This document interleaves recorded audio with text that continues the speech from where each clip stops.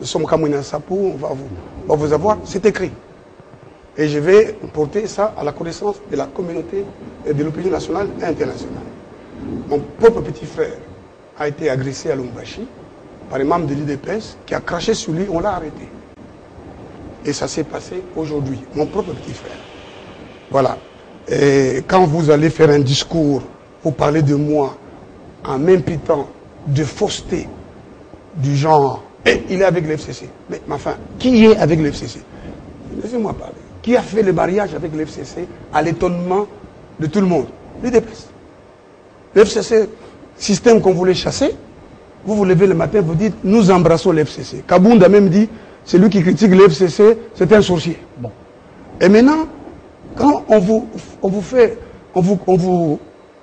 met en exergue vos erreurs, vous ne voulez pas répondre, n'est-ce pas, aux arguments de droit. Vous commencez à dire, non, non, non, c'est l'FCC. C'est pas l'FCC, ça n'a rien à voir avec l'FCC. Théodore Ngo, il n'a jamais... Nous sommes sur les arguments de droit. Oui, mais attendez, vous avez affirmé... Nous risquons d'aller ailleurs. Attendez, s'il vous plaît. Oui. Excusez-moi. Notre ami ici, il a dit, Théodore Ngo a servi Joseph Kabila. Et il ne veut pas que je réponde. Je vous réponds que moi, Théodore Ngo, qui parle ici, Joseph Kabila m'a proposé les plus hautes fonctions, j'ai refusé, en vertu de mes convictions. Et je suis très différent de beaucoup de Congolais. Etienne Tshisekedi a même dit, il n'est pas comme le Congolais. Il le disait à Maman Marthe. Posez la question à Maman Marthe. Et donc c'est important. Je suis en train de dire exactement ceci aux étudiants. Le mandat de juge à la Cour constitutionnelle, et c'est l'article 9 de l'ordonnance numéro 16/070 du 22 août 2016, portant dispositions relatives au statut particulier des membres de la Cour constitutionnelle, prend fin par expiration du mandat, démission volontaire, révocation d'essai. Article 10. Tout membre de la Cour constitutionnelle désireux de mettre volontairement fin à ses fonctions, conformément à l'article 28 de la loi organique, adresse une lettre de démission au président de la Cour. Monsieur Vundoawe a écrit pour dire qu'il souhaitait quitter la Cour. Dans quel article? L'écrit là, c'est dans quel article? Article 10. Je vais vous relire ça. Lisez. Tout membre de la Cour constitutionnelle désireux de mettre volontairement fin à ses fonctions, conformément à l'article 28 de la loi organique, adresse une lettre de démission. De démission, voilà. Ouais. Mais attendez, monsieur, je viens de dire que M. Vundoawe a écrit. Ça, c'est un. Et M. Vundoawe a été nommé premier président du Conseil d'État. Et c'est normal. Parce que le juge à la Cour, c'est le juge qui est au-dessus. C'est le juge qui dirige, enfin, qui exerce sa mission au sein de la plus haute juridiction. C'est le juge pénal du chef de l'État. C'est le juge qui peut mettre en détention le chef de l'État. C'est le juge qui peut condamner le chef de l'État à la perpétuité et à la déchéance. On ne les traite pas n'importe comment. C'est pour ça que le législateur a voulu le protéger. Après 2 ans, durant 2 ans, il ne peut pas être nommé à un emploi public. Mais il continue à bénéficier de tous ses salaires et avantages. Si éventuellement, parce que je n'ai pas compté les années, si éventuellement Vundoawe aurait été nommé de cette manière-là, c'est qu'il aurait été nommé en violation. Moi, ça ne me concerne pas. Je ne suis pas l'avocat de Vundoawe. Et je ne suis pas concerné ici par Vundoawe. Je suis concerné ici par Ouboulou et Kilomba. Voilà. Alors, notre ami dit deux choses importantes.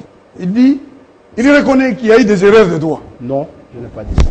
Il est dit si il y a erreur ou si il y a erreur. Ce que j'ai entendu, c'est que le président de la République... J'arbitre ce débat, j'ai bien saisi. De toute façon, c'est il a dit le chef de l'État n'est pas un Dieu, il peut commettre des erreurs.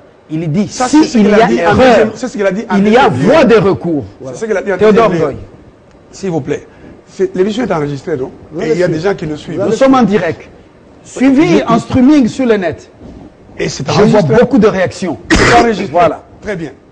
Alors donc, il lui suppose, mettons qu'il lui suppose qu'il y a eu des erreurs de droit dans les ordonnances. Mais moi j'ai dit, il y a eu violation intentionnelle. Violation signifie transgression d'une règle de droit. Intentionnellement, ça veut dire de façon délibérée, en sachant que la loi ne prévoit pas, ne vous donne pas ce pouvoir, mais vous l'exercez. Jusqu'où vous allez arriver. Nous sommes maintenant dans la praxis. Il me dit... Jusqu'où vous allez arriver? Attendez, il me dit... Vous êtes en train d'ajouter, je suis en train de répondre. De doubler. Oui. De répondre, moi. Laissez-moi répondre. Vous êtes agité quand c'est moi. Vous ne l'êtes pas quand c'est lui qui parle. Je respecte mon temps. Non, non, il vous laisse parler tranquillement. Mais moi, il intervient à bout de champ. Vous doublez, vous êtes déjà à 10 minutes. Peu importe. Alors, vous allez récupérer. Ouais. Alors, il dit que je dois attendre que le chef d'État me réponde. Et si le chef d'État me répond, je dois aller au Conseil d'État. Non, mais attendez. J'ai le choix, en tant qu'avocat, de saisir la juridiction que je trouve compétente et à même de résoudre mon problème. Or, lorsqu'il y a violation intentionnelle de la Constitution, j'ai la possibilité de porter cette affaire à la connaissance du Congrès. Est-ce que le Congrès est compétent pour déférer le président de la République devant la Cour constitutionnelle? Réponse, la Constitution. Je vais vous lire la réponse. Voilà, l'article d'abord 166 de la Constitution. Voici ce que la Constitution dit, le constituant. La décision des poursuites ainsi que la mise en accusation du président de la République et du Premier ministre sont votées à la majorité des 2/3 des membres du Parlement composant le Congrès suivant la procédure prévue par le règlement intérieur. Quel règlement intérieur? Celui-ci. Règlement intérieur du Congrès. Et j'ai ce règlement, et je vais vous montrer que est annexé à ce règlement la signification d'un arrêt qui déclare ce règlement conforme à la Constitution. Que prévoit ce règlement? Ce règlement prévoit, je vais vous le lire, deux dispositions. Article 38, article 39. À l'article 38, le Congrès, sur convocation conjointe du président de l'Assemblée nationale et du Sénat, saisi par requête du procureur général près la Cour constitutionnelle, autorise par une résolution des poursuites judiciaires contre le président de la République ou le Premier ministre ou leur mise en accusation devant la Cour constitutionnelle pour les infractions politiques de haute trahison ou d'outrage au Parlement selon les cas, etc. Alors vous dites le Congrès saisi par le procureur général. Pourquoi vous voulez parler à ma place? Non, je ne parle pas à votre place. Laissez-moi parler. Nous posons des questions pour les téléspectateurs. Mais vous dites que vous allez saisir le Congrès. Et là, vous lisez le Congrès saisi par le procureur général près la Cour constitutionnelle. Est-ce qu'il n'y a pas contraste? C'est ça. Pourquoi vous êtes pressé? Mais laissez-moi terminer. Vous avez la parole, M. Ngoy. Vous m'avez interrompu? Non, mais je dois poser des questions, M. Ngoy, pour les téléspectateurs. Pour m'embrouiller. Bon, on y va. Je viens de citer deux dispositions du Congrès, du règlement intérieur du Congrès. L'article 38 et l'article 39. Alors, parce que vous êtes pressé, je veux que vous sachiez que quand vous prenez la loi organique, la loi portant organisation et fonctionnement, j'ai amené les textes. Cette loi, je vais vous lire l'article 80. Nous allons comprendre. Allons-y lentement. Article 80. Il nous reste 19 minutes. Je vais vraiment finir sur ça. Ouais. La décision des poursuites et la mise en accusation du président de la République ou du Premier ministre sont votées à la majorité des 2/3 des membres du Parlement réunis en Congrès. Maintenant, je vais à la procédure. Article 100. Le procureur général assure l'exercice de l'action publique dans les actes d'instruction et de poursuites contre le président de la République, le Premier ministre, ainsi que les coauteurs et les complices. À cette fin, il reçoit les plaintes et les dénonciations, rassemble les preuves. Il entend toute personne susceptible de conduire la maison de la vérité. Si le procureur général estime devoir poursuivre le président de la République ou le Premier ministre, il adresse au président de l'Assemblée nationale, au président du Sénat, une requête aux fins d'autorisation des poursuites. Quelle est la procédure? Il y a la procédure qui est initiée par le procureur général près la Cour de cassation, plutôt près la Cour constitutionnelle. S'agissant d'une infraction politique, il doit demander l'autorisation au Congrès qui va lui donner le pouvoir d'instruire. Il va mener l'instruction préjuridictionnelle. Monsieur Fabien, laissez-moi terminer. Non, s'il vous plaît, vous avez déjà 11 minutes. Monsieur Fabien. 11 minutes. Je dois... Laissez-moi terminer. Non. C'est cela une confusion, ça. Non. Vous voulez volontairement... Je vais revenir à vous. Je vais terminer. Donnez-moi alors 2 minutes et puis je ne parlerai plus. Alors, donnez-moi 2 minutes, je ne parlerai plus. Vous allez laisser parler celui que vous voulez entendre parler. Suivez la procédure. Alors, non, mais enfin, je vais terminer et il ramasse ça. Il y a une procédure ici. Vous ne parlez pas comme ça devant les juges. Je termine la procédure. La procédure préjuridictionnelle, elle est de la compétence du PG. Mais il y a une autre procédure. Et c'est la Constitution qui le dit. L'exposé des motifs. Et je vais vous lire ça. L'exposé des motifs, le Conseil d'État français a déjà jugé qu'il vous donne l'intention des législateurs, la ratio legis. C'est un des éléments des travaux préparatoires. Je veux que ceux qui ont la Constitution aillent à la page 80, comme moi, 88, comme moi. Si vous ouvrez votre Constitution, voici ce qui est écrit. Plutôt à la page 81. Voici ce qui est écrit. Réunis en congrès, l'Assemblée nationale et le Sénat ont la compétence de déférer le président de la République et le Premier ministre devant la Cour constitutionnelle, notamment pour haute trahison. Pourquoi le constituant dit ça? Pour éclairer ces dispositions de l'article 166. Lorsque le procureur général estime qu'il peut poursuivre, il va saisir le Congrès. Mais lorsque le Congrès estime qu'il peut poursuivre, il a le pouvoir de déférer. Déférer, c'est-à-dire amener devant la Cour constitutionnelle. Et c'est pour ça que le règlement prévoit ceci. Le règlement intérieur du Congrès. Article 39. Pendant le débat, en plénière ou en commission, le président de la République ou le Premier ministre se présente en personne avec ou sans conseil afin de produire ses moyens de défense. Voilà. Monsieur le droit tel qu'il est aujourd'hui. Vous allez avoir 12 minutes 12 comme minutes. Nous sommes à Théodore Ngoï. 16h58, je vais jusqu'à 17h10 minutes. Je peux même ne plus parler. Moi, je sens un grand malaise dans le chef du professeur Théodore Ngoï. Il s'est effectivement emballé dans une affaire qu'il n'a pas pu préparer. Et c'est même malaisé pour un grand procédurier comme lui, que je connais et que j'apprécie beaucoup, d'entendre ce genre d'histoire. Deuxièmement, le professeur n'a pas rencontré sur la définition de la notion de violation intentionnelle de la Constitution. Je crois que là également, ça a été une très grande difficulté. Peut-il saisir le Congrès? Voilà. Il ouvre toutes les lois et tous les règlements qu'il a ouverts, mais il s'est dit non, je vais chercher dans l'exposé des motifs. Je vous dis que le Conseil constitutionnel français, ça ne vous va pas. Il y a un juge qui a expliqué ce que c'est que l'exposé des motifs. C'est la Cour internationale de justice dans l'affaire du sud-ouest africain. Et que vous-même vous dites l'intention de ce qu'on veut faire dans le texte. Le dispositif, c'est celui-là.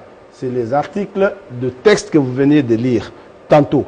C'est tout à fait grave qu'un procédurier nous dise ici, en des termes qu'il a voulu, que la Constitution est un code de procédure. Mais il n'a fait que lire les dispositions constitutionnelles. Il y a un arrêt de principe. Il n'a pas inventé cette lecture. Non, il y a un arrêt de principe. Il n'a lu aucune disposition constitutionnelle. Il a lu l'exposé des motifs. L'intention des partis, ce qu'on croit être dans les textes. La jurisprudence est claire en la matière. Le juge suprême, dans ce pays-là, en 2007, il a été saisi de cette question. Il a rendu un arrêt de principe, lequel arrêt précisait que si jamais le Congrès peut avoir une initiative de mettre directement en accusation le chef de l'État, cette procédure-là instituerait une réalité nulle parce que portant sur une matière relevant de la loi, la procédure judiciaire. Et c'est des questions d'ordre public, maître Théodore Ngoï. On ne peut pas les imaginer, puis on va dans un règlement intérieur. Troisièmement, quelle valeur juridique maître Théodore donne-t-il au fait qu'on a déclaré conforme le règlement intérieur de l'Assemblée nationale? Et jusqu'à aller vouloir dire que ce règlement intérieur de l'Assemblée nationale supplanterait celui de la Cour constitutionnelle dans l'exercice de son office. Parce que là, il ne vous dit pas ce que la Cour constitutionnelle prévoit dans son règlement intérieur. Mais nous avons un code de procédure constitutionnelle en cette matière, la maître. Vous l'avez ouvert, c'est le titre 4 de la loi organique. Et cette loi organique, lorsque vous constatez, elle a été adoptée conformément à la Constitution de la République. Parce que c'est une loi organique, elle est prévue, elle a pour rôle, la loi organique, d'interpréter les dispositions constitutionnelles que le constituant n'a pas voulu développer. Et c'est la Constitution qui a dévolu cette compétence au législateur pour dire qu'en cette matière, il adoptera une loi organique. Il l'a adoptée en 2013. Cette loi prévoit un titre 4 qui parle de la procédure. C'est ça le code de procédure devant la Cour constitutionnelle en matière de mise en accusation du chef de l'État. Et lorsque vous vous réveillez matin, vous dites, je vais saisir le Congrès. Et ça, nos étudiants me suivent encore. C'est très grave. Pour, surtout vous, un homme de Dieu, qui prenez délibérément cette fois-là, le risque de dire, bon, au nom de mes intérêts politiques, je vais jeter dans l'enfer tous ceux qui me suivent et qui croient fermement en moi. Ces jeunes étudiants-là, pour leur apprendre des choses. Il n'a pas affiché les couleurs politiques. Je dis bien, c'est au nom des intérêts politiques qu'un homme de haute portée scientifique comme Théodore Ngoï s'arroge le pouvoir de dire, bon, je peux dire n'importe quoi à ces étudiants-là qui me suivent, qu'ils apprennent des hérésies comme ils veulent, ce n'est pas un problème. Ça, c'est très grave. Sur cette question de la procédure, parce qu'il est intitulé comme ça, Théodore, il a lu. Et l'avocat de Ouboul et de Kilomba, il n'a pas de couleur politique. Il a combattu tous les présidents jusqu'à Kabila fils. Plus loin. Ouais. Mais Théodore va plus loin pour dire le chef de l'État devra se présenter devant le Parlement avec ses avocats. Devant le Congrès avec ses avocats. En confondant de manière tout à fait aléatoire, fantaisiste et complaisante les compétences de ce congrès-là par rapport à un congrès que nous connaissons, celui des États-Unis d'Amérique. Et la constitution qu'il tient entre ses mains prévoit une seule possibilité dans laquelle le président de la République se présente devant ce congrès-là. C'est lorsqu'il donne son discours à la nation. Et on vous dit sans débat. Parce qu'il n'est pas prévu dans le régime semi-présidentiel qui est le nôtre, le régime à la française, une seule possibilité que le chef de l'État se présente pour justifier ses actes devant les parlementaires. Et c'est très grave, professeur Théodore. Vous avez étudié les sciences politiques, vous avez étudié les régimes politiques auxquels on consacre tout un cours en première année de licence, le cours des régimes politiques contemporains. L'un des interdits de ce régime politique, c'est de dire que le chef de l'État ne peut jamais répondre devant le Parlement. Et ici, vous venez de dire à vos étudiants, à nos étudiants, et à toute cette nation qui a cru en vous, et malheureusement, que non, on peut quand même leur dire ça, ils l'apprendront. Moi, je ne peux pas comprendre que ça vienne de vous. L'exposé des motifs que vous avez repris ici va à l'encontre même de la Constitution elle-même, si cet esprit, parce que c'est une déclamation, pouvait dire que désormais, la Cour qui a dit que cette initiative est exceptionnelle, et c'est une initiative propre au Parlement, et que la Cour a institué 2 étapes. La première, consistant à ouvrir des enquêtes, et on vous demande de déposer des dénonciations, c'est exactement ce que dit l'article 101 de la loi organique et l'article 61 du règlement intérieur de la Cour constitutionnelle. Le procureur soit il instruit, et c'est le procureur qui demande au Congrès, pas l'inverse, qui demande au Congrès l'autorisation de poursuivre. Encore que lorsqu'il poursuit, je parle à un pénaliste, il sait que le règlement intérieur à son article 63 va plus loin pour dire le procureur instruira selon les règles ordinaires de la procédure pénale. Ça signifie qu'à partir de ce moment-là, on revient dans le code de procédure pénale avec toutes les prérogatives d'un procureur. Entre autres, la possibilité de classer sans suite, entre autres, la possibilité de juger de l'inopportunité des poursuites, et le Congrès ne va pas déroger à cela. Vous venez ici comme avocat, là où la Cour suprême, la Cour constitutionnelle, devant laquelle vous irez avec cette cause, si vous en avez le pouvoir et les capacités et les qualités, la Cour dit que le Congrès ne peut pas s'arroger ce pouvoir parce que c'est un pouvoir qui relève de la loi ordinaire, et que la loi ordinaire, c'est la loi pénale en cette matière. Vous vous dites, non, non, le Congrès va jusqu'à dire que le chef de l'État va se présenter avec les avocats devant le Congrès. C'est tout à fait malheureux. Et lorsque vous insistez, même dans cette affaire, moi je voudrais que ceux qui nous suivent nous retiennent une fois pour toutes. Nous sommes partis du principe que vous n'êtes pas parvenu à définir la notion de violation intentionnelle, je vous dis qu'il n'y en a pas en cette matière.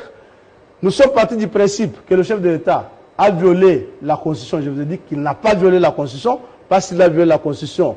Les voies des recours sont ouvertes, notamment la Cour constitutionnelle et le Conseil d'État. Vous avez déjà suivi la procédure du Conseil d'État, parce que vous avez introduit un recours gracieux. Attendez que le chef de l'État vous réponde.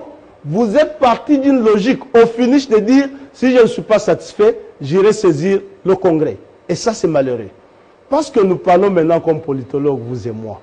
Apprécions que votre ambition dans cette cause, essentiellement, était celle de faire entendre votre voix.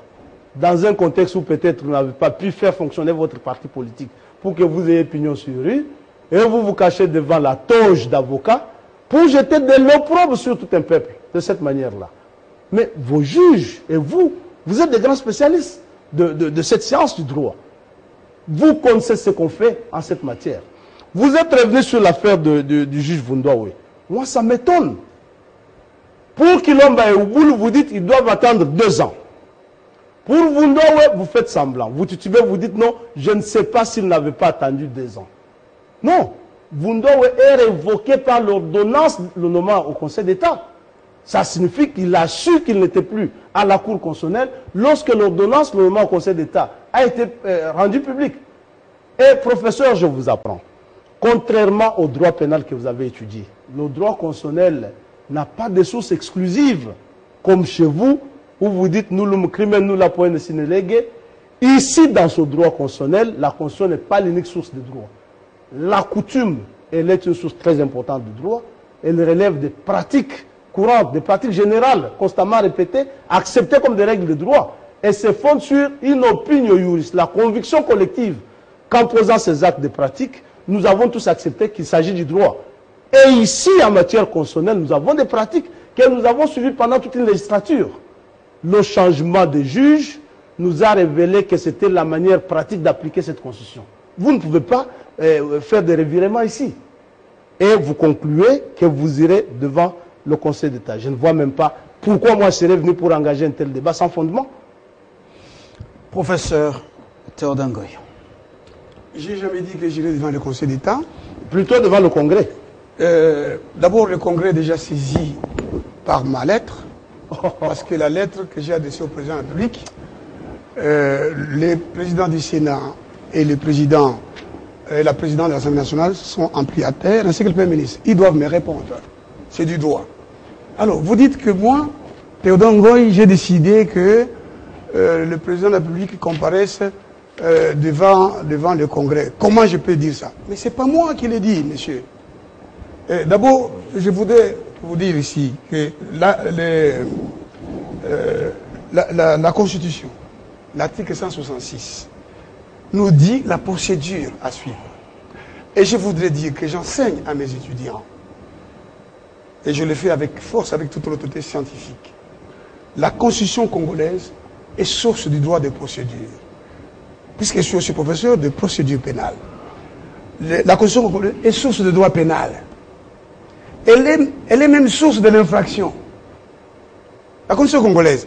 Parce que l'article 165 nous dit, sans préjudice des autres dispositions de la présente Constitution, excusez-moi,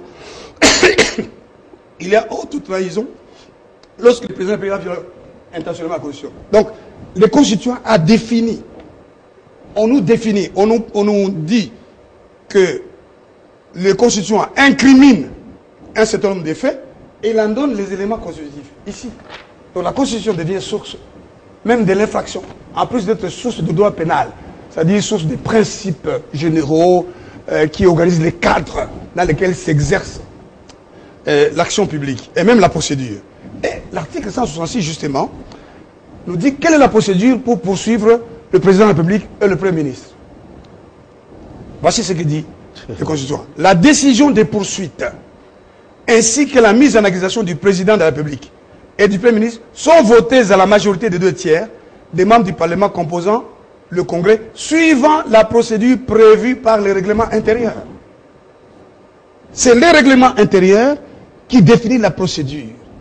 Et ces règlements intérieurs, M. Lumbala, a été déclaré conforme à la Constitution. Et permettez-moi de vous en donner les détails. Vous ne l'avez même pas bien lu. C'est lui qui a la parole. Je Voilà. vous protège, Théodore Ngoy. Merci. Alors, je lui propose de lire R-Cons 1117, troisième feuillet. Le chapitre 4 est relatif à la procédure devant les congrès et comprend les articles 35 à 42 qui sont conformes à la Constitution. C'est ce que dit le juge constitutionnel. Lisez-les. Alors, maintenant, je vous lis l'article 39 qui fait partie des articles 35 à 42. On nous dit, et cet article 39, quand on cherche la méthode à rubrica pour comprendre la pensée du législateur, c'est la section 4. La section 3 traite de la matière dont il a parlé tout à l'heure, de l'audition du discours du président de la République sur l'état de la nation. C'est la section 3 et c'est l'article unique 37 qui en parle. Mais ici, nous sommes dans la section 4 de la décision des poursuites ainsi que de la mise en accusation du président de la République ou du Premier ministre. Il y a deux procédures qui sont là. La première procédure, je l'ai déjà lue, c'est quand le PG, la Cour constitutionnelle, voudrait poursuivre. Il doit demander l'autorisation des poursuites et lorsque, après avoir instruit, il constate qu'il y a lieu de mettre en accusation le président de la République, il demande l'autorisation de la mise en accusation qu'il va faire parvenir à la Cour constitutionnelle par une requête. Laissez-moi terminer. Moi, je ne vous ai pas interrompu. Monsieur Chilumba, c'est Théodore. Je ne vous ai pas interrompu. Monsieur Ngoy a la parole. Maintenant, et c'est la dernière prise de parole. Maintenant, oui, conformément à la Constitution, et je répète, en 1975, le Conseil d'État français a pris une décision pour dire que l'exposé des motifs donne l'intention du législateur. C'est-à-dire, l'exposé des motifs nous donne la compréhension que l'on doit avoir de l'article 166, en disant clairement que le Congrès a le pouvoir de déférer le président de la République et le Premier ministre devant la Cour constitutionnelle. Ça, c'est la théorie, Théodore Ngoy. Il nous reste 2 minutes. Il nous reste 2 minutes. Je vous lis. C'est la théorie. Je vous lis ce que dit dans la Constitution. La Constitution, le Sénat, le Congrès, va suivre ce qui est dit dans la Constitution. Voilà. Et donc, le Congrès, et sur le plan pratique, le président de la République va se présenter au Congrès, et voici ce qui est dit à l'article 139, c'est pas moi qui invente ça. Pendant le débat, c'est la deuxième procédure. La procédure, c'est comme en matière pénale. Il y a la citation directe, et puis il y a la citation à prévenu qui est fondée sur la requête. Vous croyez vraiment en cette procédure? Je n'ai pas besoin de croire, je vous présente le droit. D'ici le 15, d'ici je vous présente le droit dans son état. Ça dépend. Attendez, ça c'est la théorie. Mais ce n'est pas la théorie, je vous lis les textes. Laissez-les lire, s'il vous plaît. Moi je vous lis les textes. L'autre, quand il parlait, vous ne l'avez pas interrompu. Alors, voici ce qui est écrit. Pendant le débat, en plénière ou en commission, le président de la République ou le Premier ministre se présente en personne, avec ou sans conseil, afin de produire ses moyens de défense. C'est moi qui ai inventé ça. Professeur, j'ai dit, attendez, quand j'étais à la Cour constitutionnelle, j'ai entendu le professeur Kalouba dire l'exception de constitutionnalité n'appartient qu'aux défendeurs. Et j'avais répondu en disant, connaître le droit, c'est connaître ses sources. Je peux conclure. Les sources du droit, pardon. C'est ça, le règlement intérieur, il est là, du Congrès. L'ordonnance relative au statut particulier, la loi organique, etc. Donc je me résume, moi. Et moi je termine par là. Je peux conclure. L'Assemblée nationale et le Sénat vont me répondre. S'ils estiment qu'il y a lieu de poursuivre, ils vont inviter le président de la République, conformément au règlement. Très bien. Mais si le président de la République, et moi je crois au président de la République, que j'ai rencontré, avec qui j'ai parlé, qui est un homme très humble. Et il y a des gens qui sont autour de lui qui veulent le pousser à la violence, à réagir violemment. Le président de la République, il est un homme humble. S'il constate simplement qu'il a violé la Constitution, il n'a pas le pouvoir de nommer des juges qui sont en plein mandat sans qu'ils aient démissionné.